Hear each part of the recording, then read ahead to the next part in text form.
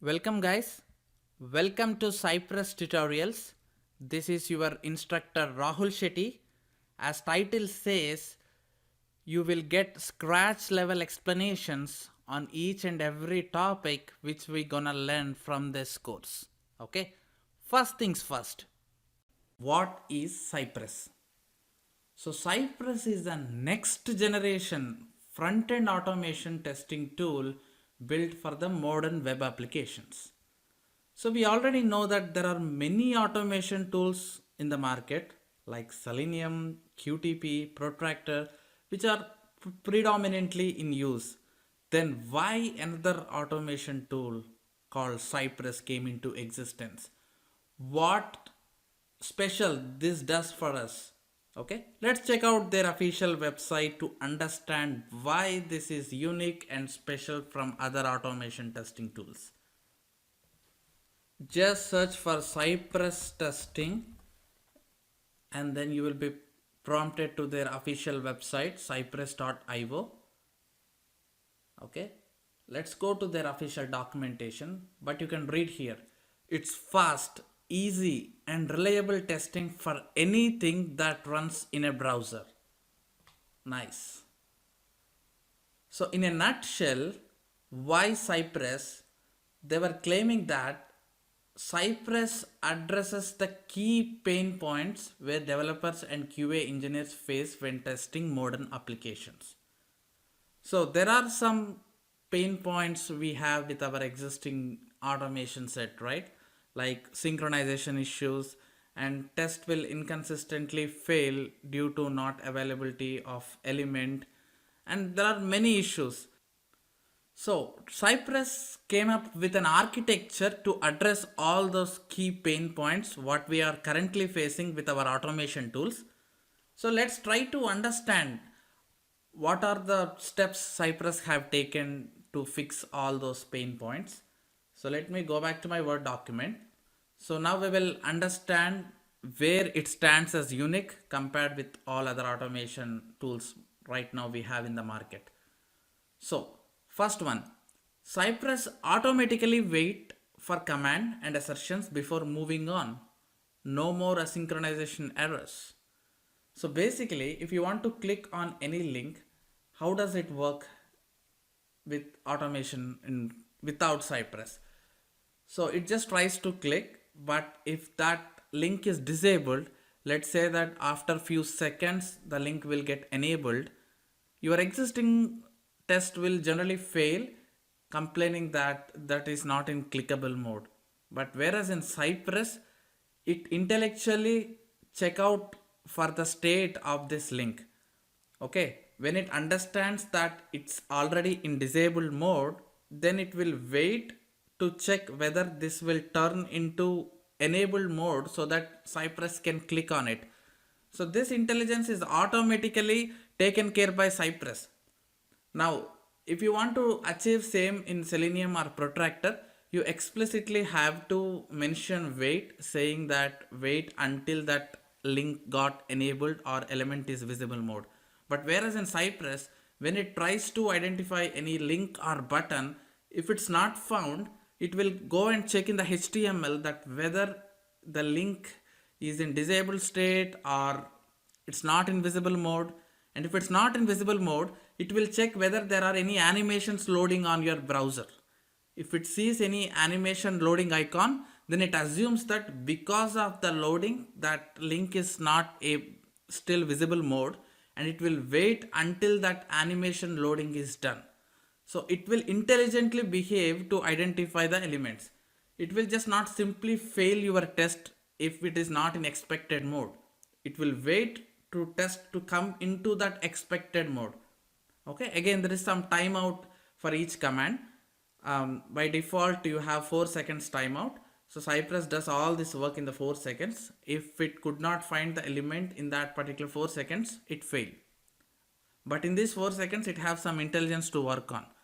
And you can override the timeout to 10 or 20 seconds, which you will see in the coming lectures. So they were claiming that we will automatically wait with our intelligence. Now, for example, let me show you one scenario what they have given here in key differences. Flake resistant. What is flake actually? Flake is nothing but inconsistent tests which may fail sometime or which may pass. So you have no idea why they were failing. It fails randomly at one particular place because of sync issues or whatever. So here they gave a documentation that Cypress knows and understands everything that happens in your application. So it is notified the moment the page loads and the moment the page unloads. So every activity which is happening in the browser is notified to your Cypress so that it have some resistance to wait for element or to click on that automatically. You need not write anything explicitly. Okay, this is also possible in other automation tools, but you have to explicitly write them. But here you need not mention any wait. You just write your code. That's it. Cypress takes care rest. Okay, look at here. As element is animating and it will wait for it to stop animating on specific network to finish. Similarly, I will give you one more example.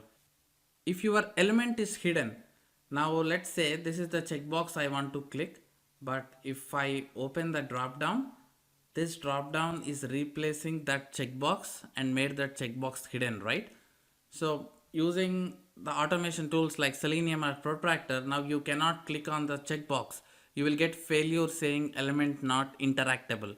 But whereas in Cypress, it have an ability to force click on that checkbox by removing this pop-up element. That means the drop down here, right? It will close the drop down and it clicks on that. If you force that to click, there is one attribute which you need to set so that it force clicks on that by removing the top overlay objects like this.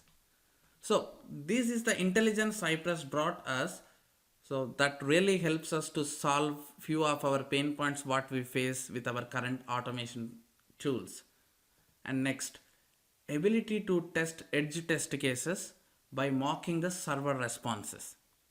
So Cypress also have the ability to automate your network requests.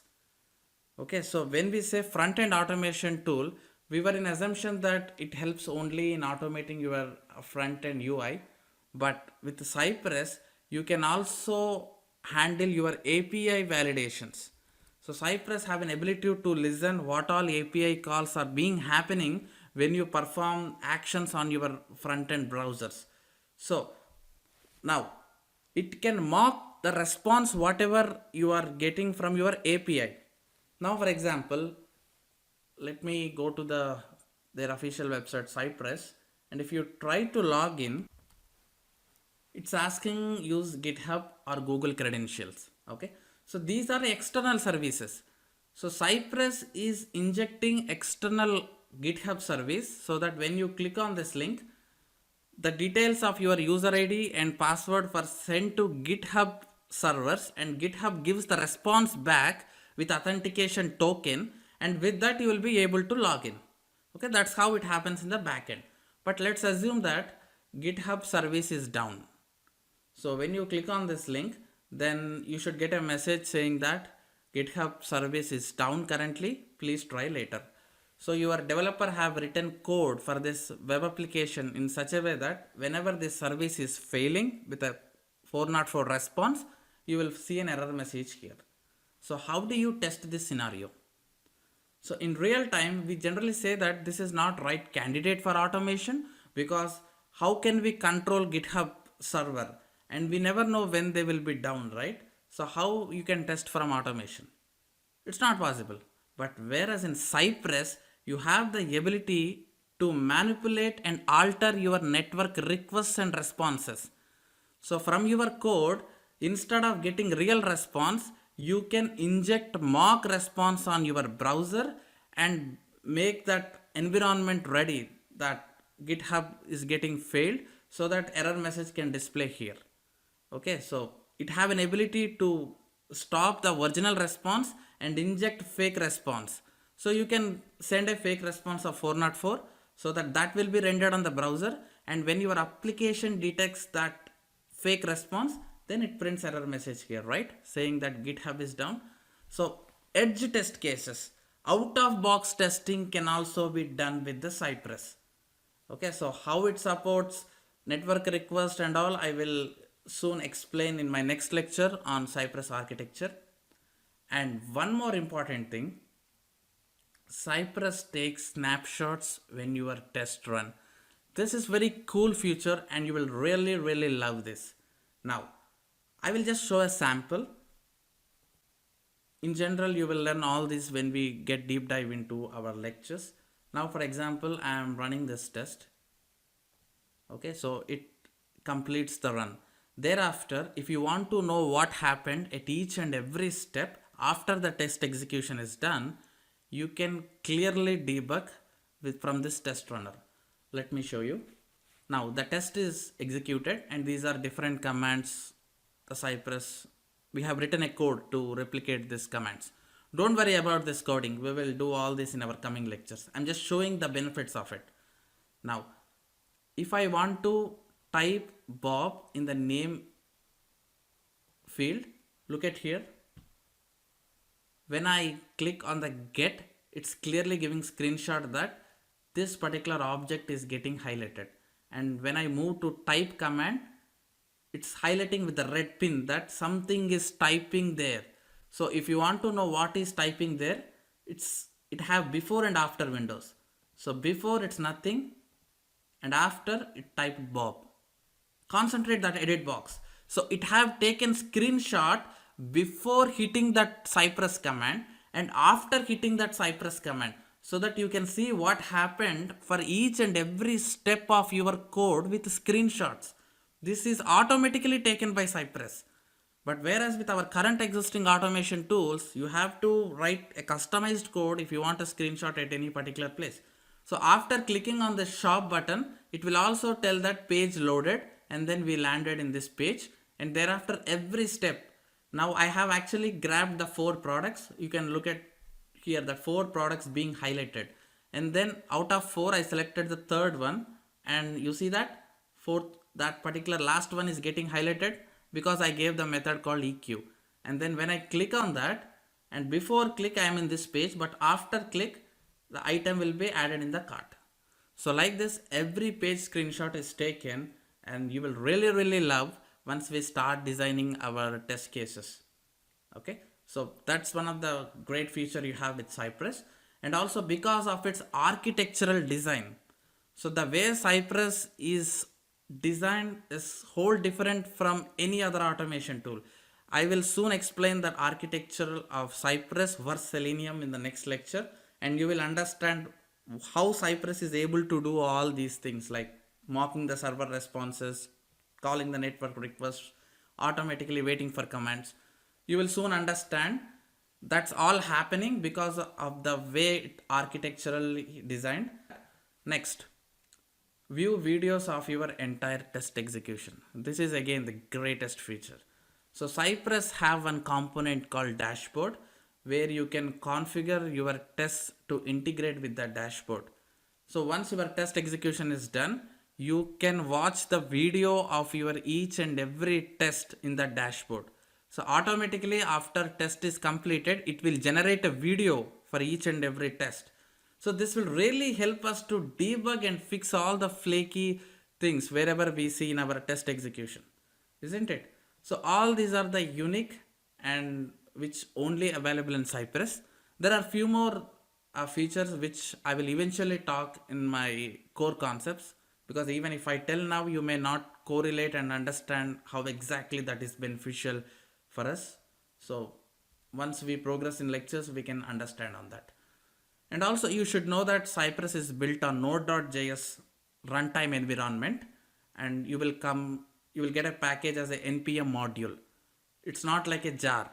If any software is built on Java runtime environment JRE, then it comes as a jar.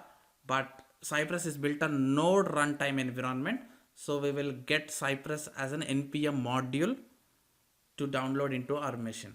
Okay, as it is built on Node.js, obviously Cypress uses JavaScript to write the test cases. But don't worry, 90% of coding can be done using Cypress inbuilt commands only, and they are very easy to understand. Okay, and you should also know that Cypress bundles with jQuery. It seems a familiar word, right? jQuery. We have been listening that, but what is jQuery? Just Google. So it is a JavaScript library designed to manipulate your DOM as well as event handling, CSS animation, and Ajax. Basically, you can alter your HTML attributes to identify element, and you have so many benefits by using jQuery. It's a JavaScript library. Cypress comes with a bundle of jQuery features so that it inherits many of the jQuery methods for UI components identification. So when I say UI components identification, to handle the pop-up or to handle child windows, or there are many cases which we need to automate, right? For few of them, Cypress relies on jQuery to handle those, because this architecture is whole different from Selenium, so there is no comparison. So every UI component what you handle through Cypress is entirely new. Even if you have n number of years of automation experience, this is the new thing to learn. So it takes the help of jQuery, and jQuery is very powerful. So one last thing to show and give you the boosting that how Cypress is booming in the current tech industry. There is a graph here. Maybe I can show directly in online so that you can understand. Basically, whoever downloads Cypress should be from their npm official website, because Cypress only available as npm module. So based upon the downloads from different places in the world, this npm guys have created a trend like how Cypress is used by the software industry. So you can check out by typing Cypress, and look at here from last 6 months how the graph is increasing. So the download number is somewhere 250,000 in February, but it doubled in July.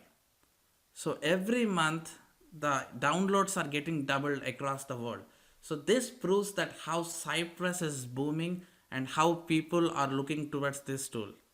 Okay, right. So in the next lecture, let's understand what is Cypress architecture and how different it is designed from Selenium. Okay, from there we will see a few more concepts of browser support and different components Cypress provide. All right, thank you.